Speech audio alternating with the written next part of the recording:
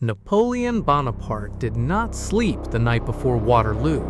He paced his farmhouse headquarters alone, pressing one hand to his stomach, staring at maps he'd already memorized. His generals were worried, not about the British army 12 kilometers away, but about him. Something was wrong. The man who'd won 60 battles in 20 years was hesitating before his 61st. He never got to fight it. Because 5 men came out of the Belgian countryside that night, and Napoleon Bonaparte simply vanished. This is what happened in those hours. June 17, 1815, the night before Waterloo. 2 armies sleeping in fields 12 kilometers apart. Wellington and 68,000 coalition troops on one side, Napoleon and 72,000 French soldiers on the other. In 14 hours, the most famous battle in European history begins. Now imagine 5 modern Navy SEALs appear in that Belgian countryside at midnight. No backup, no resupply, limited ammunition, and one mission that sounds simple until you think about it for more than 5 seconds. Capture Napoleon Bonaparte alive. Before dawn. Not kill him, capture him, extract him, remove him from the equation entirely before a single shot is fired at Waterloo. Here's the thing, the question isn't whether 5 modern soldiers are more capable than Napoleon's Imperial Guard. They obviously are. The real question is, what happens to history when you reach in and pull out the one man both sides are actually fighting for? Napoleon's headquarters is a farmhouse called Le Caillou, 3 kilometers behind the French front line. Getting there means crossing 12 kilometers of Belgian countryside in complete darkness, between 2 armies that shoot strangers without asking questions. French picket lines run every 500 meters. Patrols sweep the approaches to Le Caillou every 20 minutes. And inside the farmhouse, Napoleon's Imperial Guard, the most elite soldiers in Europe, are awake, armed and loyal to the point of dying before they let anyone through. 5 men against all of that. But here's something about Napoleon's headquarters the night before Waterloo that most people don't know. Napoleon was sick. Stomach problems, possibly hemorrhoids, possibly something worse. Historians still argue. He was moving slowly. He was distracted. His famous energy, the thing that made him Napoleon, was flickering. His staff noticed, his generals noticed, and 5 men watching from the tree line noticed too. Because a sick, distracted, sleepless emperor is a very different problem than a healthy one. They begin moving at 1 a.m. One man goes first, alone. He walks openly towards the French picket line, speaking 19th century French, not modern French, the exact vocabulary and accent of Napoleon's era, practiced for months. He tells the sentry he's a courier from Marshal Ney with urgent dispatch orders. He uses Ney's actual name, the correct regimental codes, and the particular impatience of a man who's been writing hard all night and doesn't have time for questions. The sentry waves him through. The other 4 come through the gap in the next 3 minutes, separately. Moving low through the dark, they reach Le Caillou at 1:47 a.m. The farmhouse is lit. Napoleon is still awake.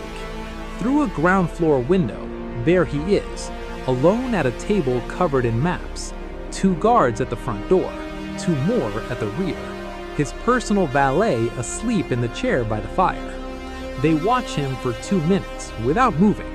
Napoleon in person is shorter than the portraits suggest. Heavier, pale, one hand pressed against his abdomen in the way people press on a pain they've learned to live with. He's staring at the map. He's been staring at it for hours. The rear guards go down first, quiet and controlled. The valet wakes up at exactly the wrong moment.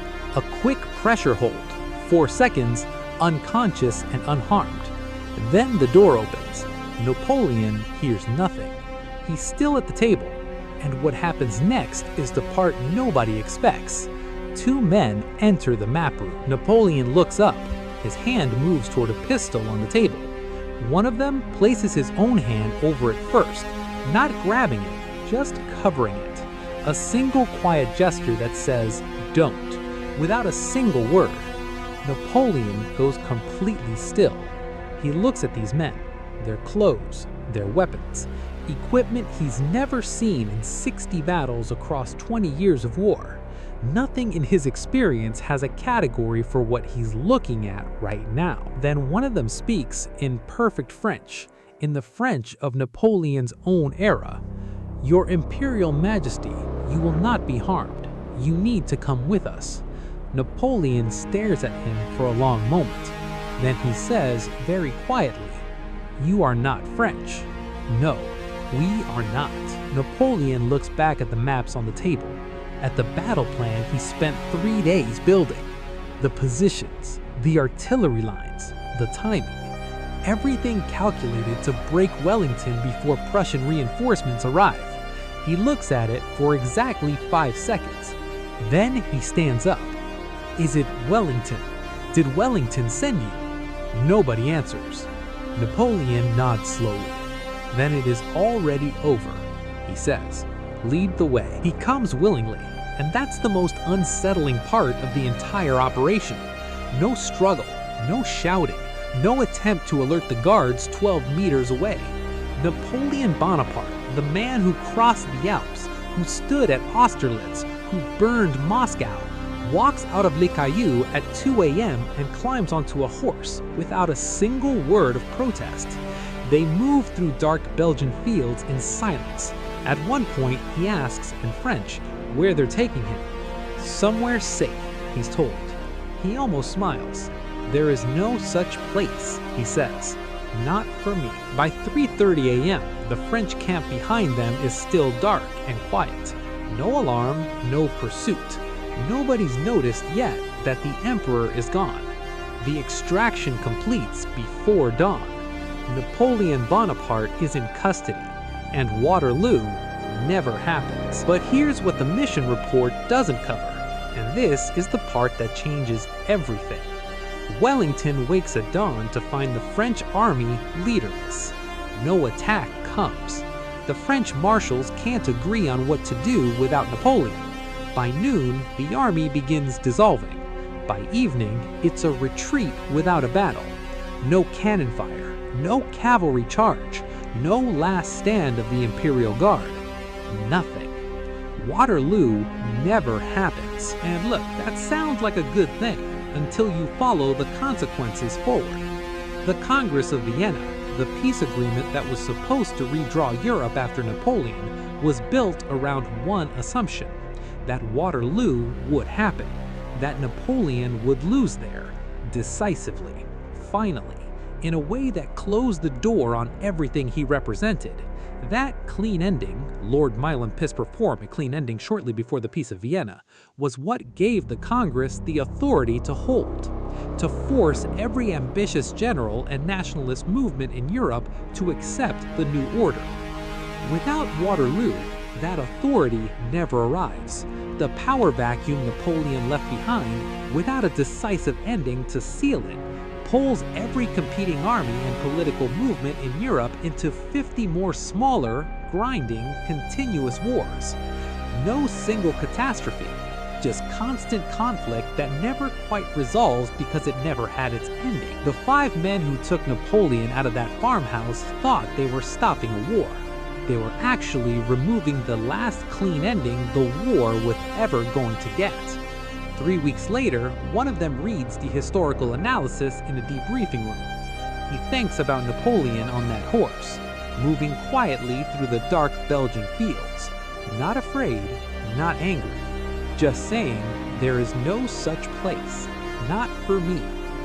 And he wonders whether Napoleon already knew, not about the mission, not about 2025, but about Waterloo, about what losing there, on that field, in that specific way, was actually going to mean for Europe. Whether the man who never stopped fighting had finally decided it was time to lose on his own terms, and whether 5 men from the future had just taken that decision away from him. Now look, this is a fictional what if. Napoleon was real. Waterloo was real too. And the peace that followed, however imperfect, held Europe together longer than almost anyone expected. One question: should they have done it, or was letting Napoleon lose at Waterloo the right call all along? Like the video, subscribe for the next mission. See you in the next one.